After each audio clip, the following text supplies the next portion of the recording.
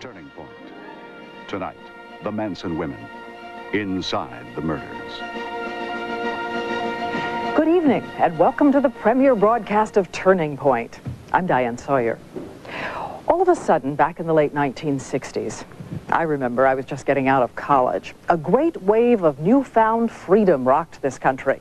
Personal freedom, sexual, political. There was a sense of possibility then that would survive the Vietnam protests and the assassinations. But it would not survive the day in 1969 when we picked up the newspaper and read about Charles Manson and his followers who brought death. Long before David Koresh, long before Jim Jones of Guyana, Manson awakened this country to the dangers of cult psychology and the knowledge that sometimes experiments in personal freedom lead not to joy but to something dark and inhuman. Tonight, for the first time, two of the women who became killers speak out together, and as you'll hear in a moment, they are not making a plea to get out of jail, only for new generations to listen and beware. Turning Point, with Chief Correspondent Meredith Vieira, John Donvan, Deborah Amos, and Don Cladstrup. Tonight, the Manson women, inside the murders.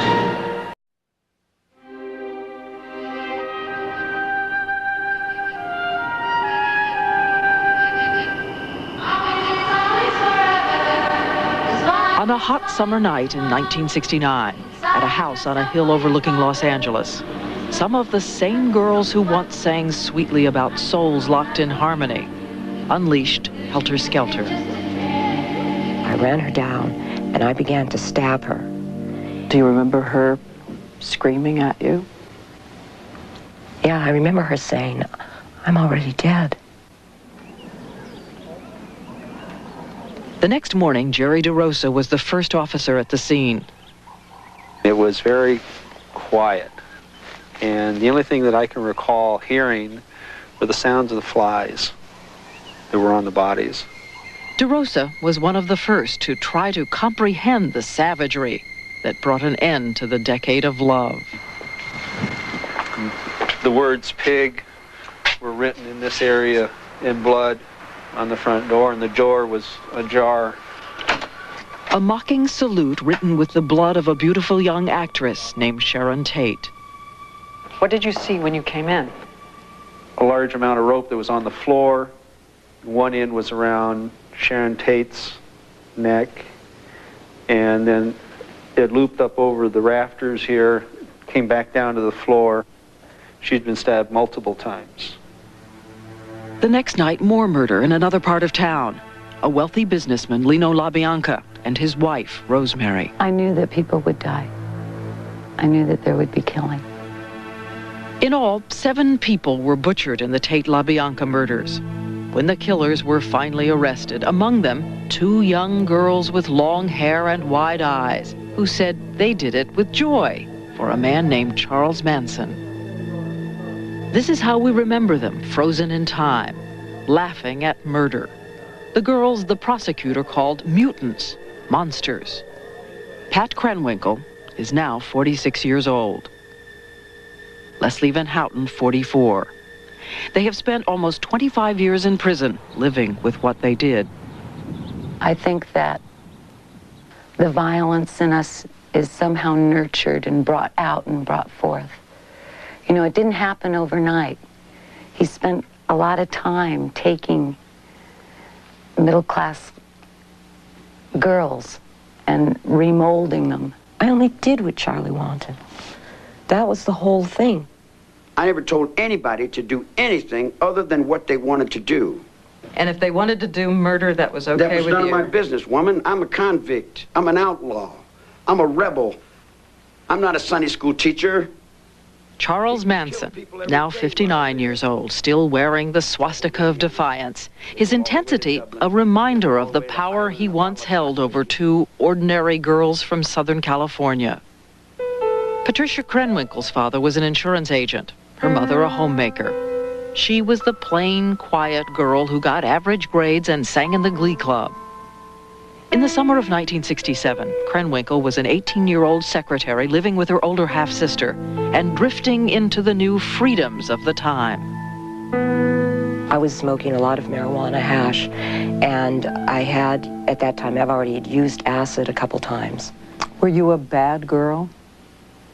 No, I wasn't a bad girl. But at that time, drinking and using drugs did not seem unusual because I was doing it with my high school friends. Oh, yeah, I got it.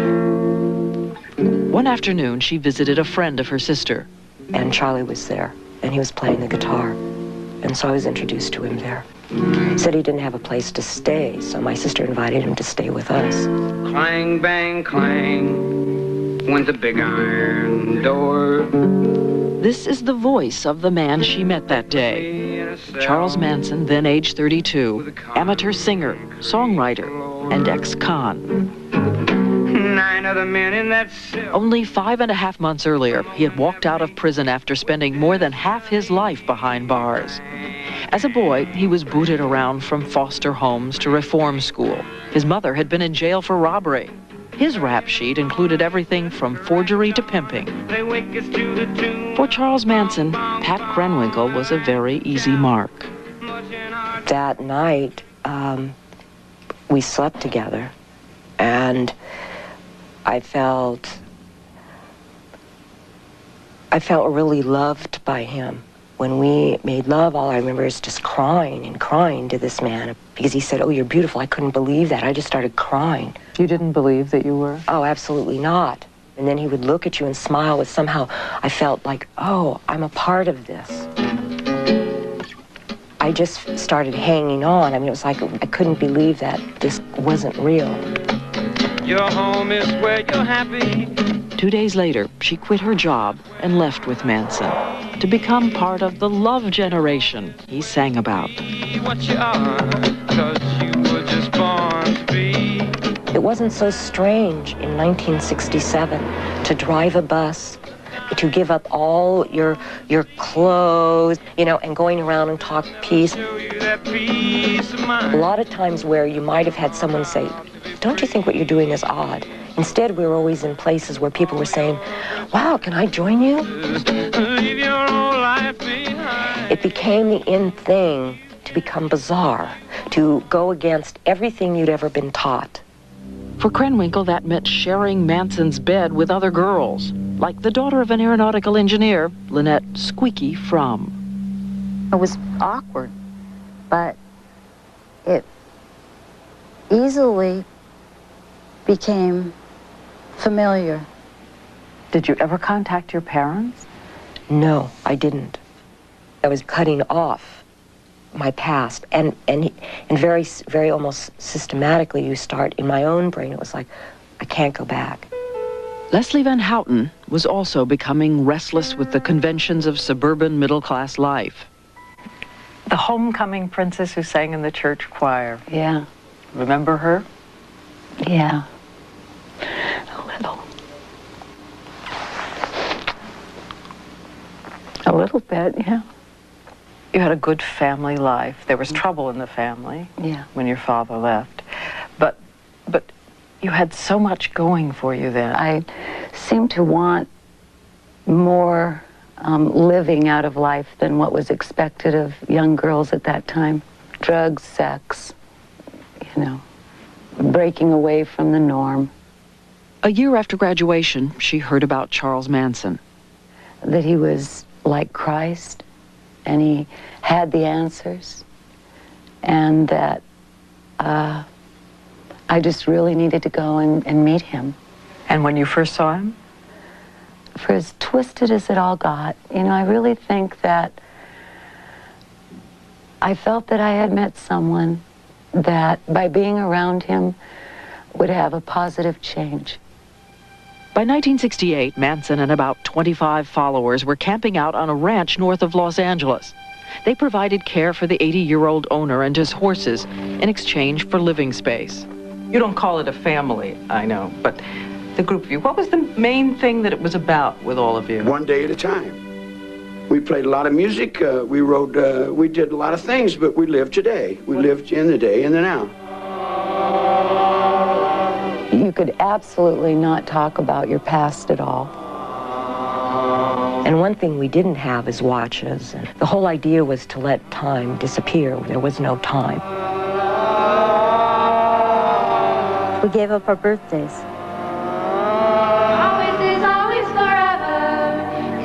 What you were seeing is rare footage taken of Manson's followers in 1969. The song is sung by some of Manson's girls. To them, life at the ranch seemed like a game. Liberate yourself, lose yourself in Charlie.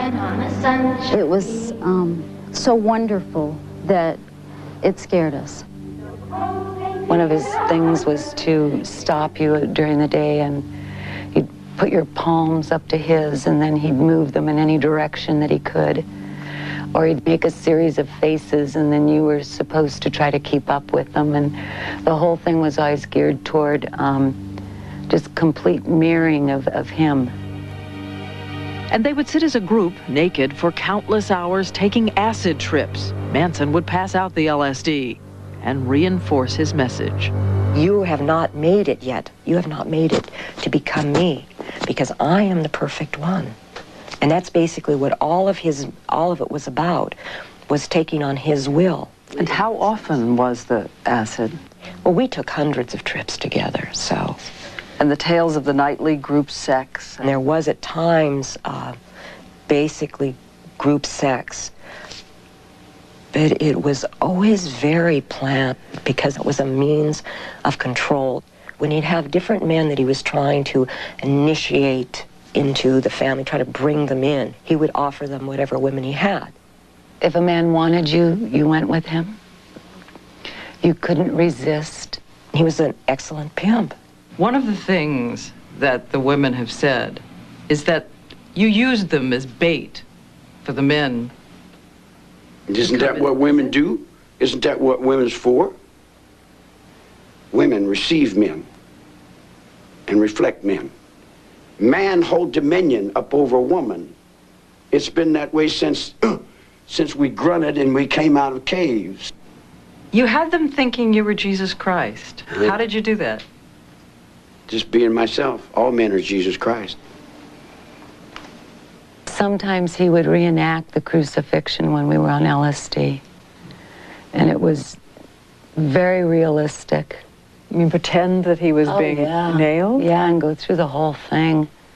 And then make the connections of man, son, son of man, you know. And then the questions would begin, would you die for me? Did you ask them to die for you? Would they die? Sure.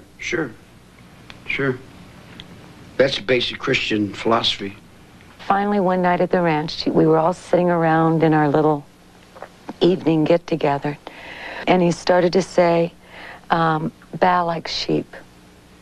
And every single one of us did it exactly at the moment that he said. They were no longer part of the gentle counterculture. They had begun to live Manson's reality and his dreams, like making it big in the music world.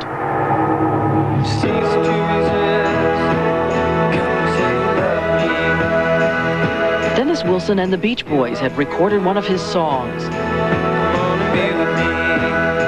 For a while, Manson, the ex-con, seemed inches away from sharing in the life he had only seen from the outside. Though he never got the record contract he wanted, Manson says, several times he came to this glamorous house on the hill occupied by a prominent recording executive. They didn't have anything that I didn't have. They had a lot of money, they had a lot of fame. I got all the money I need. I'm a gangster, woman. I take money. He was a man who I think felt that society had totally dumped him. I think he felt a rage and a hatred for society. And the women say early in 1969, Manson found an anthem for his rage. The Beatles' new White Album, with songs like Helter Skelter, Piggies, about the white establishment in the suburbs clutching their knives and forks, and Revolution Number 9. Manson told them it was written for him. Somewhere in one of the songs we were supposed to hear them saying his name or something. And, you know, we'd listen to it over and over and over. Number 9, number 9, number 9. Number 9, number 9. You know, and then he was real involved in Revelations 9. He said the biblical prophecy of the apocalypse was at hand. And he said news reports about riots and black militancy proved it.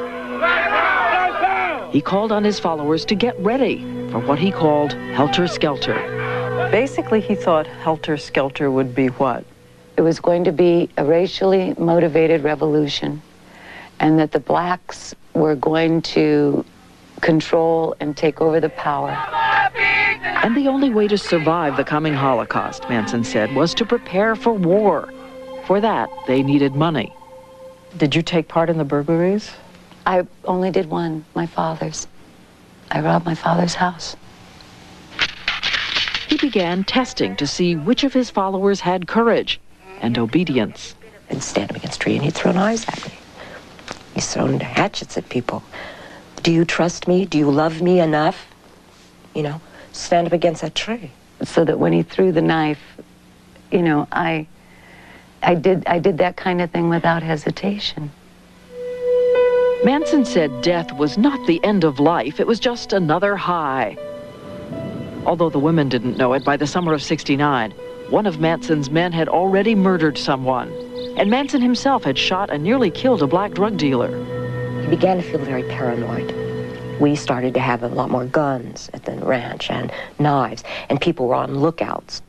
We were pretty much all running on definite fear. And he asked us constantly, each one of us, you know, will you die for me? Will you be my finger on a hand? Will you be me? I want your will. August the 8th, 1969. The women say by that day Manson had made it clear they might have to ignite helter-skelter themselves. But Manson says he was mostly concerned with bailing a follower out of jail and called a meeting to say, get the money. They said, how do we do it? I said, don't ask me how to do it. I don't want to be no part of no conspiracy. But however you do it and get it done now. If it don't get done, then I'll move on it. Do it. Get it done. And these were people that you had talked about helter-skelter. You had talked about bringing the vengeance of the world down on people. You had told them. Sure. You had told them that to kill others was to give them life. Yeah, exactly. But you didn't expect them to go out and do this. No. Wait, whoa.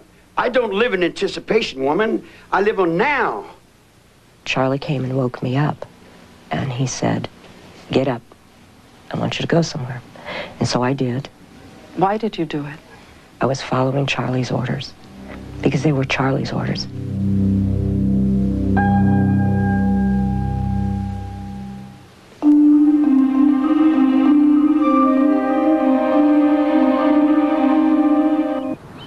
Friday, August the 8th, 1969, began peacefully at the house on the hill above Los Angeles.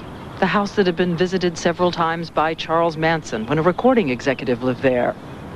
Manson had never met the new tenant, actress Sharon Tate, who was spending the day with her friends. Sharon Tate is Jennifer. Sharon Tate, the rising star and most beautiful of the young women in the film Valley of the Dolls. And now, 8.5 months pregnant. I idolized her. I thought the world revolved around her. Tate's younger sister, Patty, remembers that hot summer. And, we literally spent our days lounging around the house, floating in the pool, and she had a really large inner tube, a big one with a big hole in the center that she could fit her belly into and just float to keep cool. Tate's husband, film director Roman Polanski, was expected home soon from Europe to be there for the birth of their son. This was first truly happy period of my life, you know. Sometime before midnight, 40 miles away from the house on the hill, Charles Manson told Pat Krenwinkel to get into a car with 3 other followers. Susan Atkins, Linda Kasabian, and Charles Tex Watson, once an all-American high school athlete, now Manson's most fervent believer. And he said, do everything the text says. And we were off. Watson says Manson had given him explicit instructions where to go, to kill everyone there, and to do it memorably. Did you tell Tex Watson what to do? No, no. Did you tell the women to go with him and do what he said? Yeah, I told him to go do what Tex said. Yeah. Why? Why were you telling them that if you didn't even know what he was going to do? That's the line I was walking. When they arrived at the house on the hill, Watson told them their assignment was murder.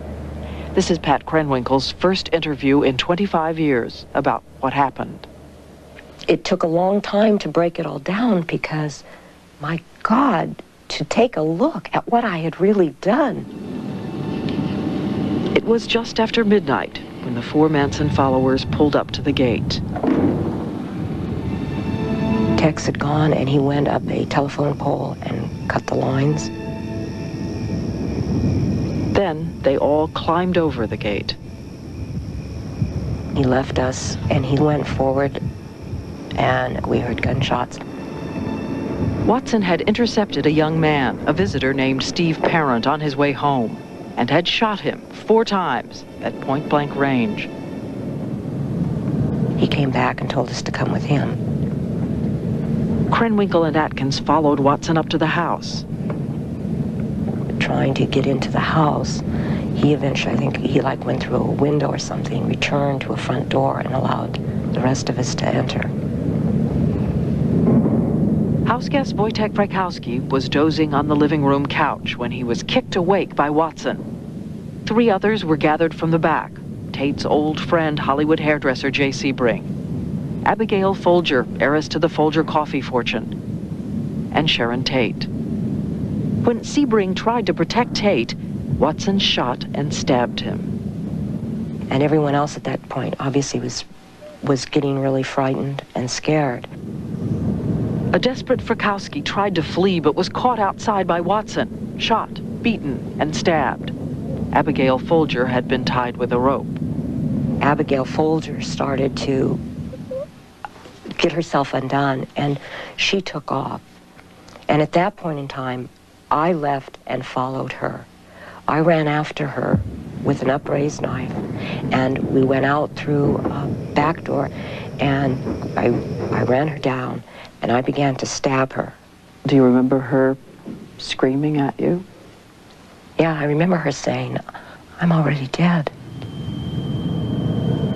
Inside, as Sharon Tate begged for the life of her unborn child, Atkins says she stood by while Watson stabbed Tate over and over again. Death was everywhere. But you're in part of this horrendous dance. And it was like, no matter what or anywhere I turned, it wasn't going to stop. Krenwinkel says Watson sent her to check the caretaker's cottage to kill anyone there. But when she got to the door, she stopped. When I looked around, I knew this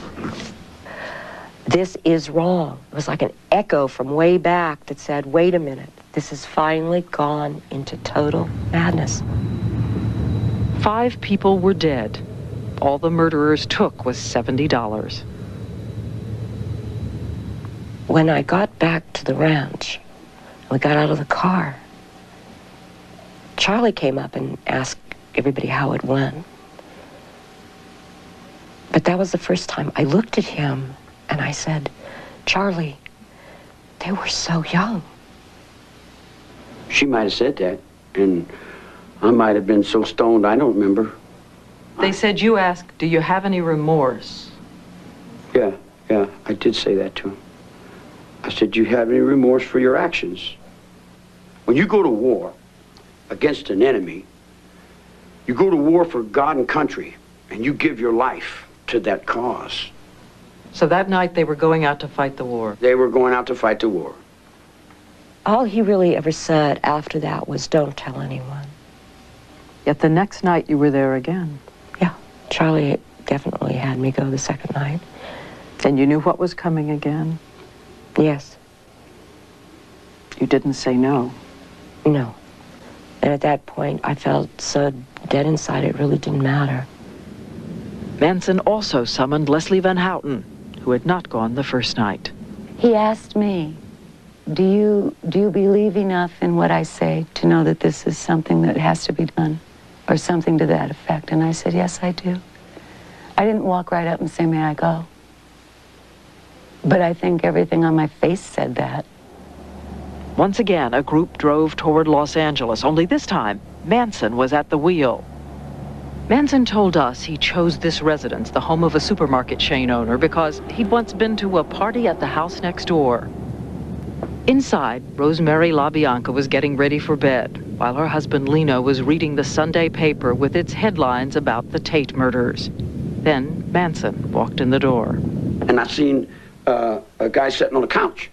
And I laughed at it. He said, hi. I said, hi. And Tex came in. Manson gave Tex Watson leather laces from around his neck to tie up Lino LaBianca. Then Manson left without leaving any fingerprints. I told the other dudes, I'll see you later, man. You know, like, I'll catch it on the run, man. I'm gone, man. And I split, man. Did he leave instructions? Yeah. He told Tex, don't scare them like last night. Yeah. I remember something like that, but I don't remember exactly the right words. If you're going to go to war and you're fighting your enemy and you kill him when he's afraid, you know, it's a bad omen. It's bad. Why did you leave? Why did you leave them there? Okay. I keep a close watch on this heart of mine. I walk a line. You knew murder was going to take place and you weren't going to be there. I don't think about murder. Is that why you left? No, that ain't why I left. I left. I don't know what I was thinking. I left because I left. You knew nothing about it? I didn't know. I did not know. Manson was gone by the time Pat Krenwinkel and Leslie Van Houten made their way up the driveway. The minute we walked in the house, it became clear that this was not what I had imagined. You know, before that it had always been an abstract kind of thing. And when it was the real thing, I was absolutely torn in half. Watson, armed with a bayonet, stayed in the living room with the bound and gagged Lino LaBianca. Pat and I took Mrs. LaBianca into the bedroom. And the sounds of Mr. LaBianca dying came into the bedroom. Horrible, guttural sounds. She started calling out to him and yelling for him. And at that moment, for a brief moment, I realized, you know, these are people that love each other. And Tex came in and killed her. And then Tex turned me around and handed me the knife, and he said, do something. Because Manson had told him to make sure that all of us got our hands dirty. And I stabbed Mrs. LaBianca in the lower back about 16 times. And there was no pity? No mercy, no. No. Before they left, Tex Watson stopped to take a shower.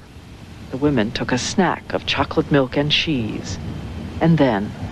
It had been said by Charlie to make sure that there was all these witchy signs. And I went, and Mr. LaBianca was already dead. And I had gotten a fork, and I stabbed him with a fork repeatedly, and eventually left the fork in him. And then I wrote words all over the house. Helter Skelter. Helter Skelter. And Rise, and I think there was something else. Pigs, probably. Did you tell the women to do their witchy things? I said, if you're gonna do something, leave something witchy. Just like I would tell you, if you're gonna do something, do it well. And leave something witchy. Leave a sign to let the world know that you were there. I just want to clear up. You're not saying that drugs were the reason you did what you did that night? No. You hadn't taken them that night. You weren't fueled by acid that night. No. In the end, Abigail Folger was stabbed 28 times. Frykowski, 51 times. The LaBiancas a total of 67 times. I think for most people, the inconceivable thing is, apart from murder, the savagery of it. Who are you, they would say, that savagery could live in you? I don't believe any of us had any concept of really what we were doing. In other words, I don't even think we know how to define what brings death. We were so locked in, like, it's just like, okay, just somehow, if I just keep doing this, this will make death. This will bring death. How do you live with knowing that was inside of you? It's not easy. If anything, the older I get, the harder it is. Mrs. LaBianca was younger than I am now. I took away all that life.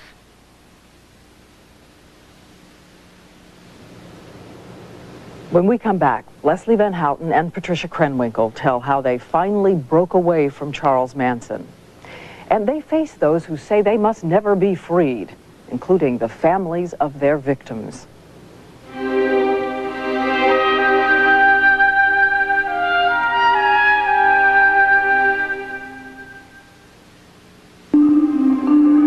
Turning Point. The Manson women. Inside the murders. When we come back, Charles Manson sees the women who killed for him for the first time in 25 years. We went as far as we could to somehow do his will. She got a hold on me. Turning Point will continue after this from our ABC stations. The Murders continues. Although no one knew it at the time, something changed forever in the heart of America with these headlines. With these pictures. With these faces of grief. I remember my mom walking into the doorway, into the den, and she held on to both sides of the door and fell to her knees and said, "My daughter's dead."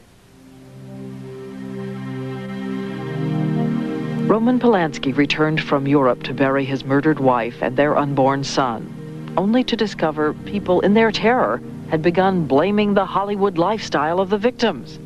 Sharon not only didn't use drugs, she didn't touch alcohol, she didn't smoke cigarettes.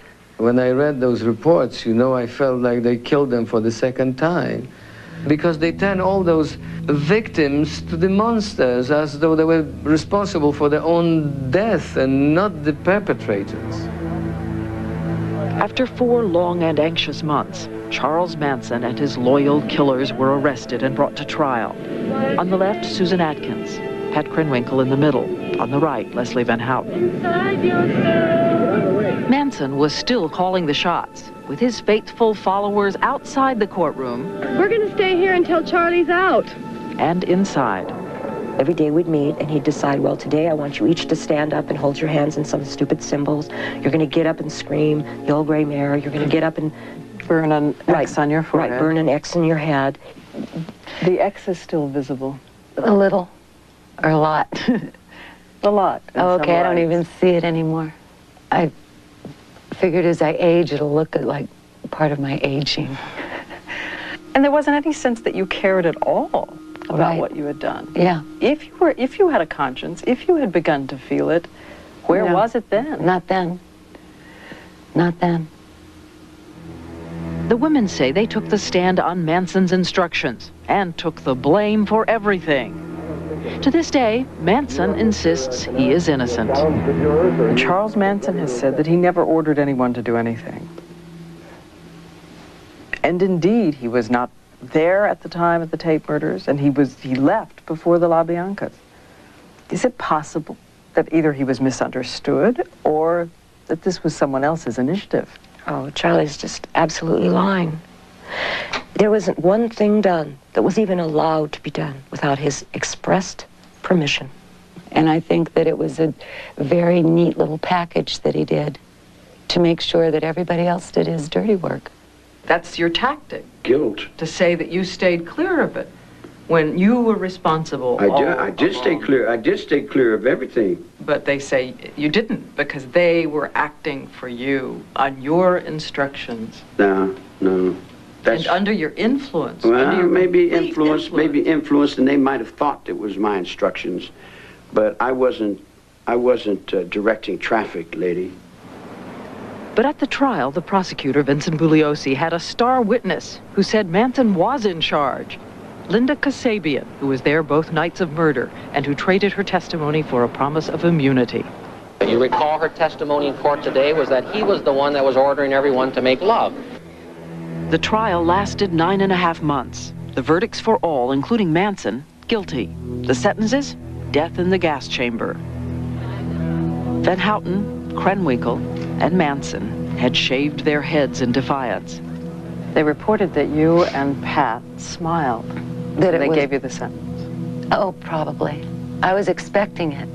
The death penalty for me at the time seemed, it almost justified my not having to deal with what I had done. It was the eye for an eye. Bugliosi still believes what he argued at the trial, that Manson may have directed them, but something monstrous inside the women made it possible for them to kill. In the deepest recesses of their soul, there's something in there that they have that you and I don't have. Now, why do I say that? Because you and I would never have done what they did. Sometimes it's been easier for me to live with myself the way the prosecutor defines me. It's almost been easier to say, you're right. No good from the day I was born. 10 months after the trial, the death penalty was abolished in California. The sentences commuted to life behind bars. It took years at a state prison near Los Angeles, the women say, for them to break free of Charlie's reality. At first, it was flashback images coming at me, frightening, melting images before I would fall asleep. And I knew that I was going to have to deal with what had happened. Do you have nightmares? No, it isn't in my sleep because I've incorporated the loss in my days. Every day I wake up and know that I'm a destroyer of the most precious thing, which is life. And living with that is the most difficult thing of all. And I do that because that's what I deserve, is to wake up every morning and know that. What kind of punishment do you deserve? What is enough? I don't know when enough punishment will be enough for me. That issue comes up at parole hearings for Manson and his followers every few years. This is a subsequent parole consideration hearing for Leslie Van Houten, CDC. Van Houten and Krenwinkel have been model prisoners, holding down jobs and counseling young people with drug problems. At each hearing, the victims' families are allowed to attend. Because it is terribly difficult to deal with this. The women are usually asked to recount the details of their crimes. No matter what I do, I cannot change 1 minute of my life. There is nothing more I can do outside of being dead to pay for this, and I know that's what you wish. But I cannot take my own life.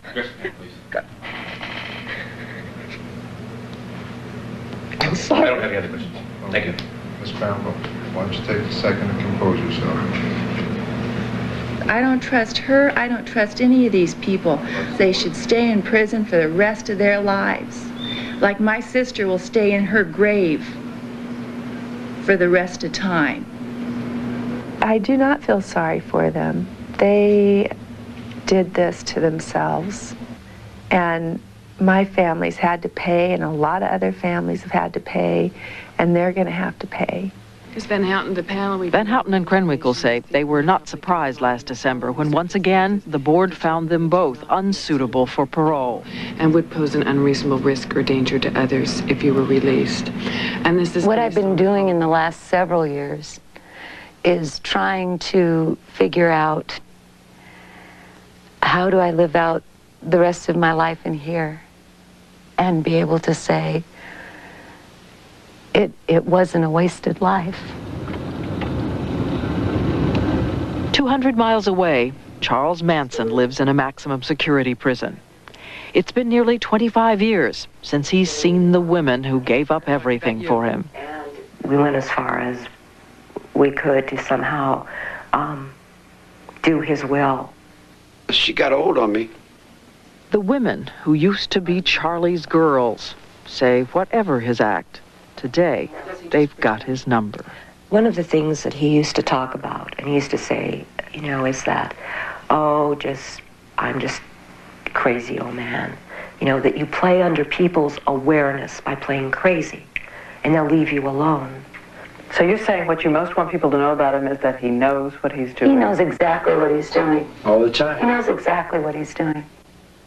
Is Charlie Manson crazy? Or whatever that means. Sure, he's crazy, as mad as a hatter. What difference does it make?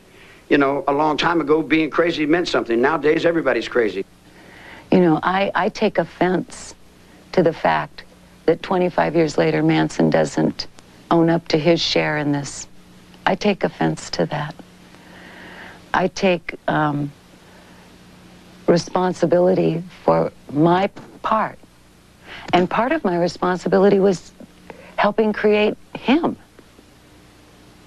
You know, being a follower does not excuse. Could it have happened to anyone? Oh, I believe that it could. And I believe that it does. When I saw those people die with Koresh, it's happening. Because a man like that cannot give up his power once he has it. 5 feet. By the time... Defiant, unrepentant, even from prison, Charles Manson threatens to reach a new generation. Singer Axl Rose has sported a Manson picture on his T-shirt and recorded one of Manson's songs, though he says he's not a believer. That's the game. Sad, sad game. There are now kids who play his music. He has a following. If there's anything I could say to any of those children, is that he is not the man to follow. And I think maybe that's one of the reasons I'm talking, because every once in a while I get letters from children, and they seem to think that what we did is all right. There is nothing that we did that is all right. Nothing. Valley of death and I'll find you. Now is when on the sunshine beam. Krenwinkel and Van Houten aren't the only ones serving life sentences. Along with them in prison is Susan Atkins, the third woman convicted. Atkins didn't want to be interviewed, but told us she has rejected Charles Manson and converted to Christianity. Charles Tex Watson is serving his life sentence in a medium security prison in California. He was allowed to marry and has fathered 3 children. Linda Kasabian, the woman who turned state's evidence, is living under an assumed name in the Pacific Northwest. And Lynette Squeaky Fromm was not there either night of murder, but she's also serving a life sentence. She pulled a gun on President Ford in 1975 and was convicted of attempted assassination. Turning Point. Tonight, the Manson women inside the murders. Good evening, and welcome to the premiere broadcast of Turning Point. I'm Diane Sawyer. All of a sudden, back in the late 1960s, I remember I was just getting out of college, a great wave of newfound freedom rocked this country. Personal freedom, sexual, political. There was a sense of possibility then that would survive the Vietnam protests and the assassinations. But it would not survive the day in 1969 when we picked up the newspaper and read about Charles Manson and his followers who brought death. Long before David Koresh, long before Jim Jones of Guyana, Manson awakened this country to the dangers of cult psychology and the knowledge that sometimes experiments in personal freedom lead not to joy but to something dark and inhuman. Tonight, for the first time, two of the women who became killers speak out together, and as you'll hear in a moment, they are not making a plea to get out of jail, only for new generations to listen and beware. Turning Point, with Chief Correspondent Meredith Vieira. John Donvan. No, I wasn't a bad girl. But at that time, drinking and using drugs did not seem unusual because I was doing it with my high school friends. Oh, yeah, I got it. One afternoon, she visited a friend of her sister. And Charlie was there, and he was playing the guitar. And so I was introduced to him there. He said he didn't have a place to stay, so my sister invited him to stay with us. Clang, bang, clang, went the big iron door. This is the voice of the man she met that day. Charles Manson, then age 32, amateur singer, songwriter, and ex-con. 9 other men in that cell. Only 5.5 months earlier, he had walked out of prison after spending more than half his life behind bars. As a boy, he was booted around from foster homes to reform school. His mother had been in jail for robbery. His rap sheet included everything from forgery to pimping. For Charles Manson, Pat Krenwinkel was a very easy mark. That night, we slept together, and I felt really loved by him. When we made love, all I remember is just crying. And Deborah Amos and Don Cladstrup. Tonight, the Manson women inside the murders.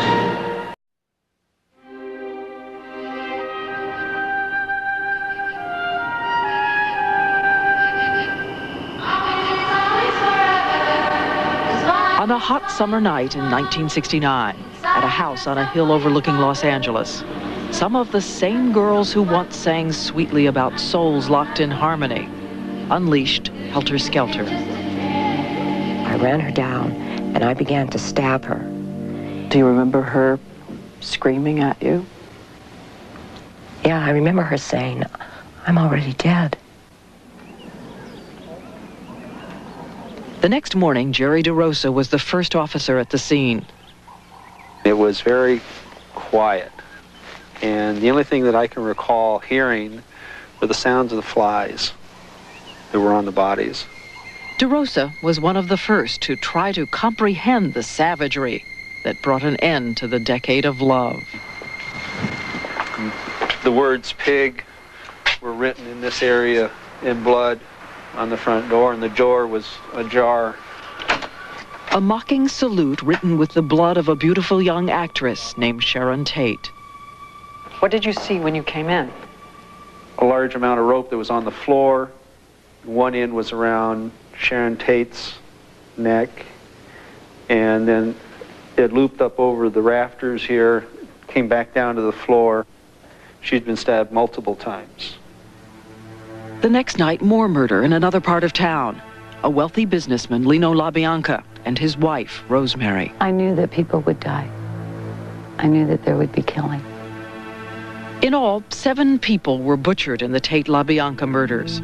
When the killers were finally arrested, among them 2 young girls with long hair and wide eyes, who said they did it with joy for a man named Charles Manson. This is how we remember them, frozen in time, laughing at murder. The girls the prosecutor called mutants, monsters. Pat Krenwinkel is now 46 years old. Leslie Van Houten, 44. They have spent almost 25 years in prison, living with what they did. I think that the violence in us is somehow nurtured and brought out and brought forth. You know, it didn't happen overnight. He spent a lot of time taking middle-class girls and remolding them. I only did what Charlie wanted. That was the whole thing. I never told anybody to do anything other than what they wanted to do. And if they wanted to do murder, that was okay with you? That was none of my business, woman. I'm a convict. I'm an outlaw. I'm a rebel. I'm not a Sunday school teacher. Charles Manson, now 59 years old, still wearing the swastika of defiance. His intensity, a reminder of the power he once held over two ordinary girls from Southern California. Patricia Krenwinkel's father was an insurance agent, her mother a homemaker. She was the plain, quiet girl who got average grades and sang in the glee club. In the summer of 1967, Krenwinkel was an 18-year-old secretary living with her older half-sister and drifting into the new freedoms of the time. I was smoking a lot of marijuana hash, and I had, at that time, I've already used acid a couple times. Were you a bad girl?